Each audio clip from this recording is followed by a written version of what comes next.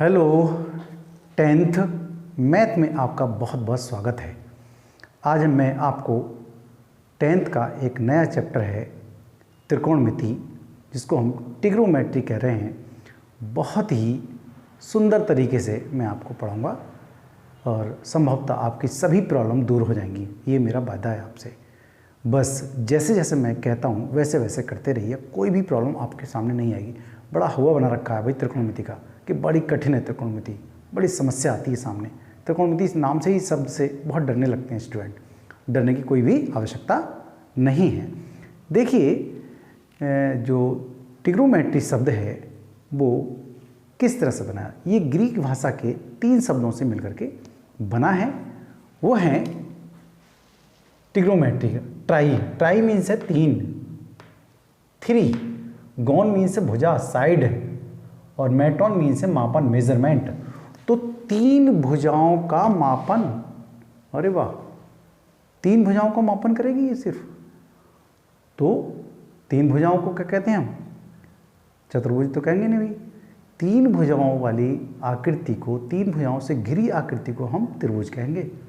तो इसका मतलब पूरे चैप्टर में चतुर्भुज की बात नहीं होगी, हम पूरे त्रिकोणमिति में त्रिभुज ही देखेंगे। तो ऐसा क्या मतलब है इसके अंदर? देखिए, त्रिभुज से किस किस तरह से हम क्या क्या चीज़ देखें, और वो भी राइट एंगल ट्रायंगल को देखेंगे। मतलब समकोण त्रिभुज को देखना है हमें। जब भी देखना है तो इसके, जब भी कोई भी आकृति देखना है तो हम कोई अलग अलग प्रकार का त्रिभुज नहीं, केवल समकोण त्रिभुज को हम देखें। और किस तरह से देखेंगे मैं आपको बता रहा हूँ। देखिए, जैसे हम ये कोई बहुत दूर पैमाना देख रहा हूँ, मैं ऐसा मान लीजिए मैं पैमाना देख रहा हूँ। तो पैमाना, जब मेरी आँख इस तरह से देख रही है इस पैमाने को, तो यहाँ से एक दृष्टि लाइन गई, एक लाइन ये दृष्टि, ठीक है, इस तरह से। देखिए किस तरह से समकोण त्रिभुज इस तरह से बन गया। ओके, समकोण त्रिभुज बन गया। तो हम ये पैमाना देख रहे हैं। अगर यहाँ हो, बहुत दूर मीनार हो, तो मीनार को भी तो मैं ऐसे ही देखूँगा नीचे से, ठीक है। यहाँ पेड़ हो तो पेड़ को भी ऐसे देखूंगा। तो ये पेड़ है, ये मीनार है, ठीक है, ये बिल्डिंग है बहुत ऊंची, ओके, और यह पहाड़ है, हम तो इस तरह से देख रहे हैं। या ऐसा मान के चलिएगा, देखो मैं अभी बताता हूँ आपको।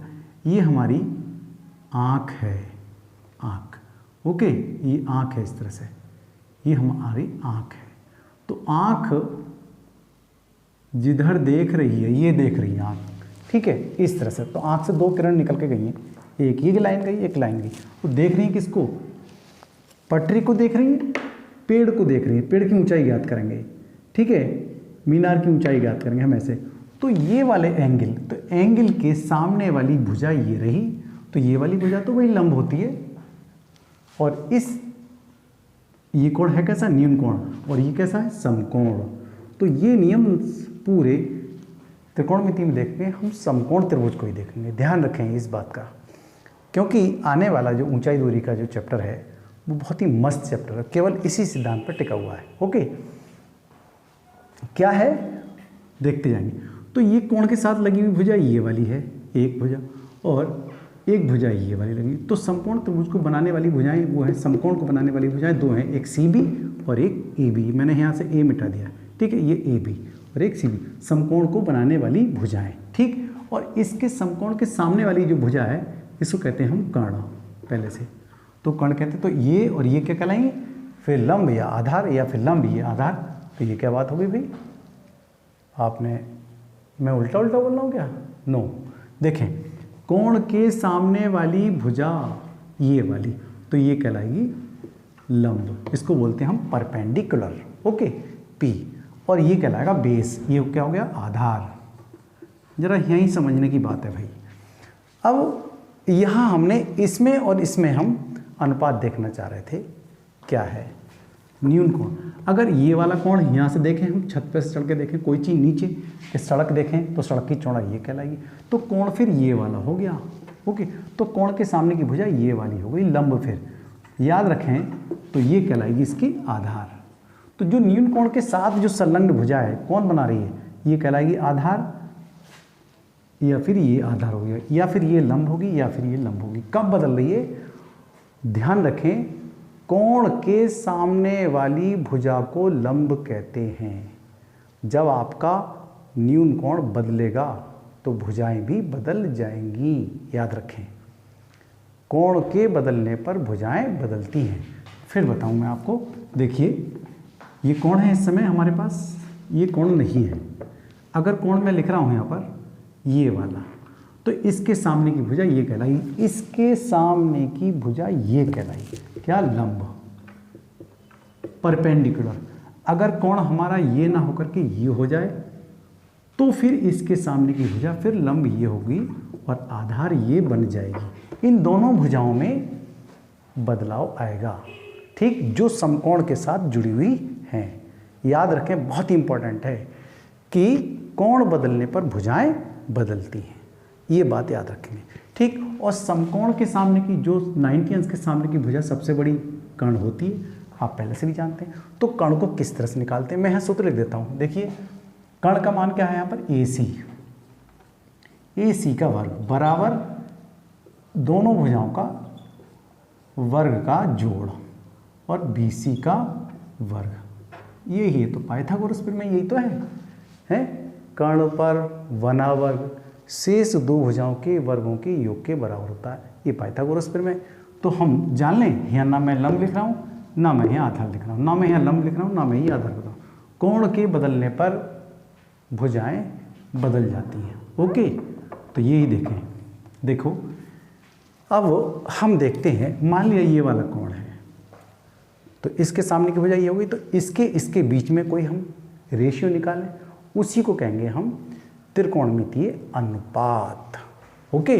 त्रिकोणमितीय अनुपात, अगर हम न्यून कोण के सापेक्ष किन्हीं दो भुजाओं में के बीच, इसके बीच, इसके बीच या इसके बीच बने अनुपात को ही हम त्रिकोणमितीय अनुपात कहते हैं। ये 6 प्रकार के निकाल के देखेंगे हम। जैसे साइन था, साइन का प्रयोग बहुत पहले आर्यभट्ट ने 500 ईस्वी के बीच किया था लगभग, ठीक है। सबसे पहले क्या है साइन, फटाफट सूत्र को आप नोट कर ले आएंगे, अपनी नोटबुक निकालेंगे और अपनी नोटबुक नई बनाएंगे और यहाँ पर कम से कम शुरू के 2 पन्ने आप छोड़ेंगे, 2 पन्ने, और उन 2 पन्नों पे पहले वाले पृष्ठ पे लिखेंगे अब सूत्र। जैसे ही आपको नया सूत्र बताया जाएगा, फटाफट नंबर डालते हुए उन सूत्रों को करते जाएंगे, ओके। बिल्कुल भी मिस ना करेंगे। देखिए क्या है पहला सूत्र, साइन थीटा, मैं इसको थीटा मान रहा हूँ यहाँ पर, ओके। तो निकाल रहे हैं साइन थीटा, फिर कोस थीटा, फिर टेन थीटा, फिर इसके बाद कोट थीटा, और फिर सेक थीटा, और फिर आएगा कोसेक थीटा। भाई एकदम याद करके चलेंगे और ये इसी क्रम में याद करें तो ज़्यादा अच्छा है। Sin cos tan cot sec cosec, sin cos tan cot sec cosec, okay. बिल्कुल इसी तरह से याद करेंगे।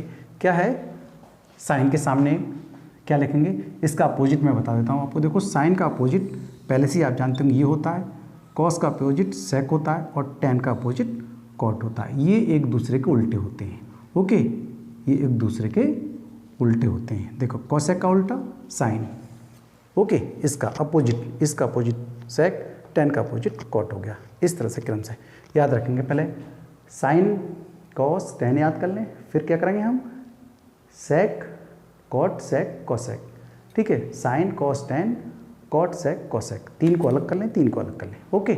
और फिर एक दूसरे के अपोजिट मैं लिख रहा हूँ यहाँ पर। देखो साइन का अपोजिट है, अपोजिट को हम इस तरह से लिखेंगे, 1/कोसेक, कोसेक लिख दिया, कोसेक थीटा लिखें। कोण थीटा की वैल्यू जब तक, यहाँ थीटा लिख रहा हूँ मैं जब तक कि करेक्ट वैल्यू ना दी हो, निकल जाएगी तो करेक्ट लिख लेंगे। 30 हो सकती है, 45 हो सकती है, 60 हो सकती है, 90 हो सकती है, 0 हो सकती है, ठीक है। तो कुछ भी मान हो सकता है थीटा का, ओके।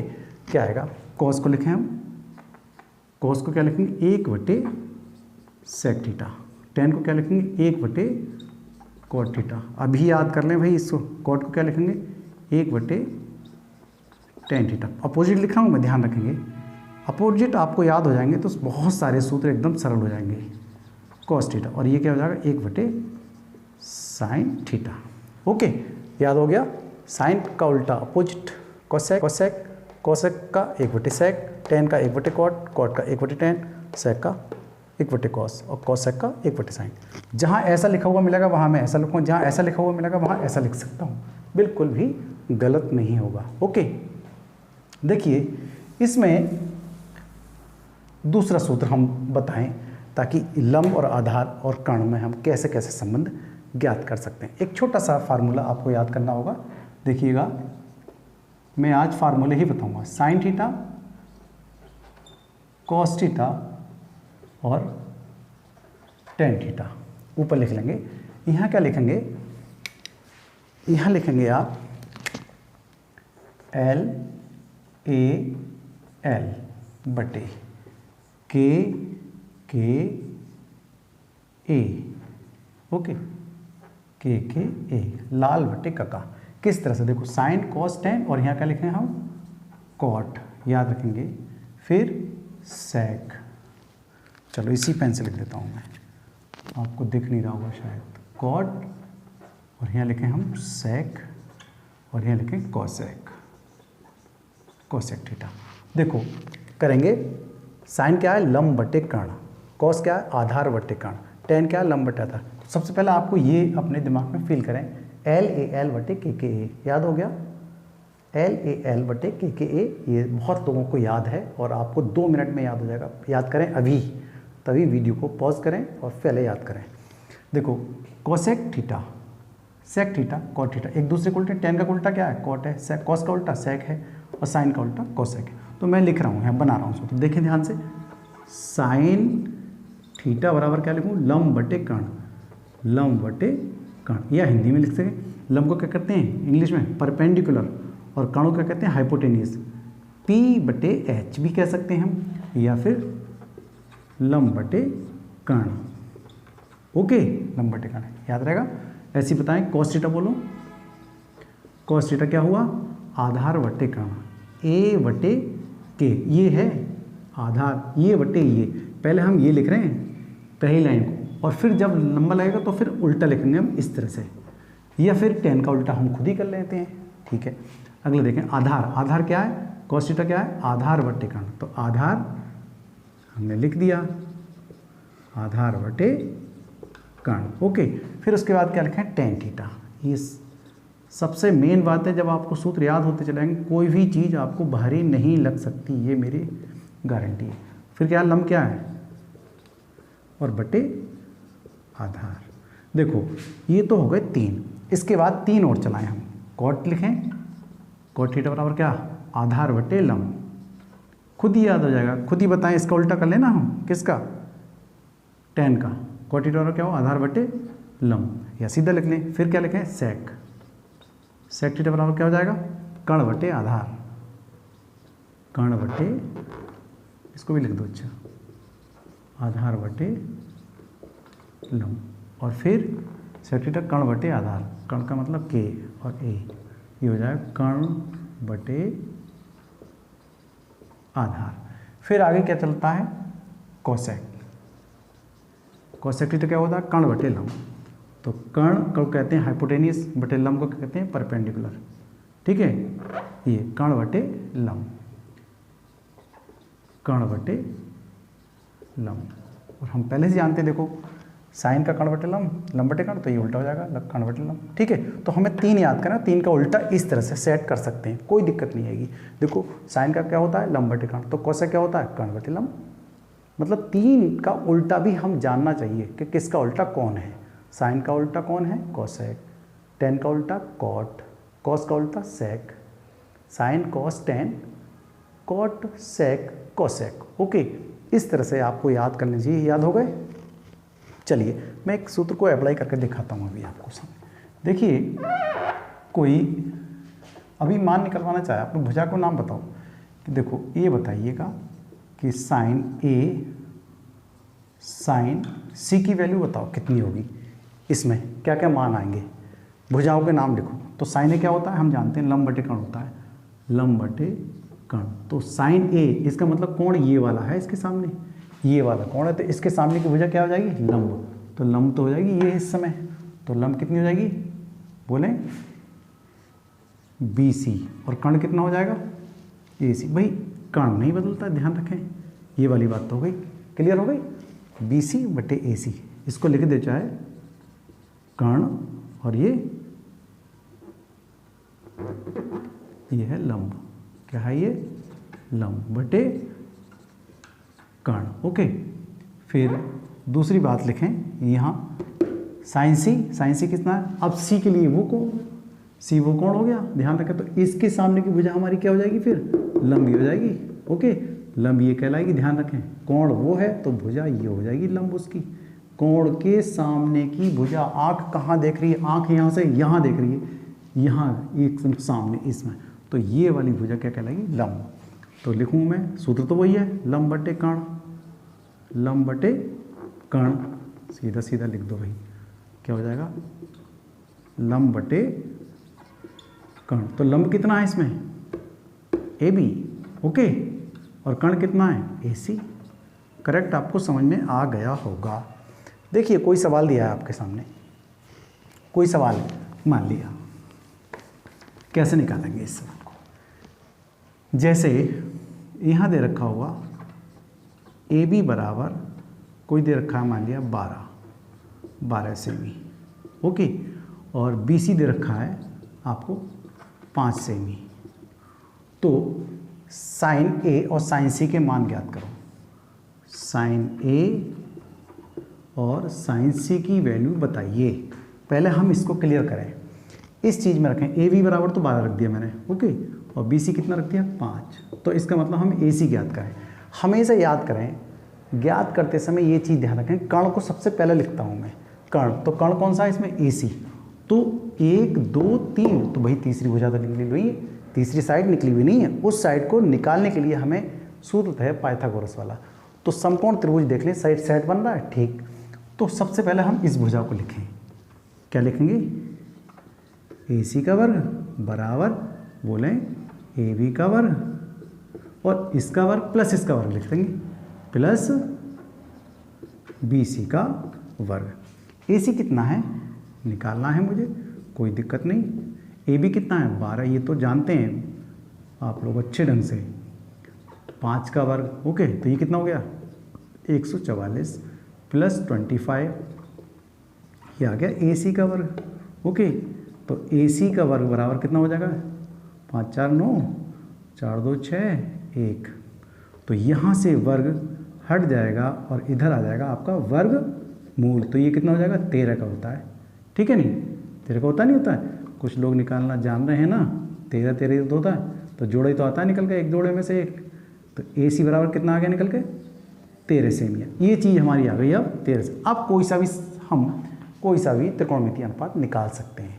साइन A है तो इसका मतलब ये है A, इस समय ये वाला कोण है ना A, ये, तो इसके सामने की भुजा क्या कहलाएगी? ये लंब। ध्यान रखें, कोण के सामने की, जैसे कोण ये लिखा है तो इसके सामने और नज़र डाल लें, कितना? वही लंब होगा। ओके, और शेष भुजा आधार हो जाएगी फिर इसके साथ जो लगी हुई भुजा है। तो ये हो गया लंब। लंब कितना है फिर? ये सूत्र मैं लिख देता हूँ, लंब बटे कर्ण होता है, मतलब हाइपोटेनियस, ये सॉरी परपेंडिकुलर अपॉन हाइपोटेनियस, मतलब P/H। या लंब कितना है? 5, और कर्ण कितना है? 13।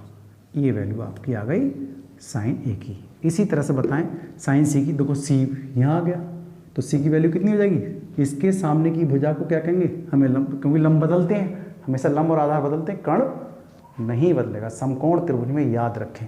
ओके, देखें, अगर मान लो कोई आँख यहाँ से देख रही है, बहुत ऊंची बिल्डिंग से देख रही है, और कहती है बताओ सड़क कितनी चौड़ी है यहाँ से, तो भाई वो ऊंचाई कितनी ऊंचाई पे बैठा है वो, और देख लेते सड़क कितनी चौड़ी है, तो उसके सामने की भुजा लंब और ये आधार। तो इस तरह से हम क्या करेंगे? फटाफट त्रिभुज में लगाएंगे और ज्ञात कर लेंगे सड़क की चौड़ाई। ओके, तो क्या लिखें? साइन C में देख लें यहाँ पर क्या है? साइन C के सामने की भुजा क्या कहलाएगी? ये लंब। तो लंब इस समय क्या है? लंब बटे कर्ण। ये सूत्र होता है, करेक्ट होता है नहीं होता है? ये क्या है? AB। इस समय लंब कितना है? 12, और कर्ण कितना है? 13। तो देखो ये आपका एक सूत्र, एक आंसर, ये एक आंसर। ये tan C निकालना चाहे तो क्या हो जाएगा? tan C, कुछ भी निकाल लो। C के सामने की भुजा क्या हो जाएगी? लंब। तो इसका मतलब आधार ये हो गया, लंब ये हो गया, तो लंब बटे आधार होता है, तो कितना हो जाएगा, लंब बटे आधार होता है नहीं, एल एल, ये लंब बटे आधार, तो क्या हुआ, लंब बटे आधार। तो लंब कितना है इसमें 12, क्योंकि आधार ये बचा कितना 5, क्योंकि इस समय कोण ये है। अगर पूछता tan A तो हो जाता 5/12, इस समय tan C, तो लंब बटे आधार, तो लंब कितना 12 और आधार कितना बचा 5। ओके, आपको शायद सभी कुछ समझ में आ गया होगा। छोटी सी बात है, जब भी पूरे त्रिभुज में सभी भुजाओं को देख करके क्या क्या लिखा गया, क्या चीज़ शेष बची है, बस सीधे त्रिभुज से हम भुजाओं को कंप्लीट करें और कोई सा भी मान निकालें। बस याद रखें, कोण के सामने की भुजा को लंब कहा जाए। कोण बदलने पर भुजाएं बदलती, बार बार जोर दे रहा हूँ, ध्यान रखें। और ये सूत्र आप अभी अभी एकदम से जल्दी से याद कर लें। बहुत बहुत धन्यवाद। Have a nice day.